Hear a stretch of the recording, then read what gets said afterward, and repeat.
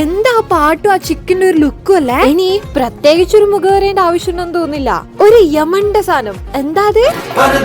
അതേലോ നമ്മളെ ചിക്കൻ പറുദീസ.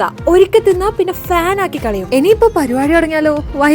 വൈകും തോറും വിശപ്പിന്റെ ആഴം കൂടുന്നു പറയുന്ന കേട്ടിട്ടില്ലേ?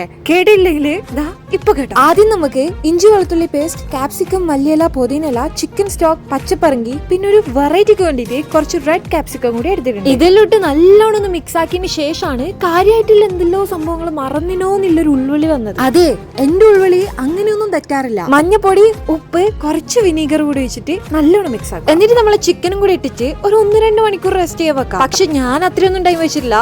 കാരണം അറിയാലോ നമ്മളെ നേരത്തെ ആഴത്തിന്റെ കഥ അത് തന്നെ. ഇനി നമ്മൾ ചിക്കൻ അതേപോലെ എടുത്തിട്ട് നേരെ അടുപ്പിലേക്ക് വെക്കാം. തിരിച്ചും മറിച്ചും ഗുണിച്ചും ഹരിച്ചും എല്ലാം അങ്ങ് പൊരിച്ചെടുക്കും. ഇടയ്ക്കിടയ്ക്ക് മസാല എടുത്ത് മേലോട്ട് ഇട്ട് കൊടുക്കുക, ചിക്കൻ എടുത്ത് താഴോട്ട് ഇട്ട് കൊടുക്കുക. എന്നിട്ട് അവസാനം എന്താക്കണ്ടറിയാ, നല്ല കാഷ്യൂ പേസ്റ്റ് അങ്ങ് ഒഴിച്ചു കൊടുക്കും. സംഭവം റെഡിയായി. സത്യമായിട്ട് പറയുന്നത് ഒരു രക്ഷയില്ലാത്ത ഐറ്റം. ഇതിന് ഞാൻ ഗ്യാരണ്ടി. നിങ്ങൾ ആക്കി നോക്കിക്കോ. ട്രസ്റ്റ് മീ ഗൈസ്, നിങ്ങൾക്ക് എന്തായാലും ഇഷ്ടപ്പെടും.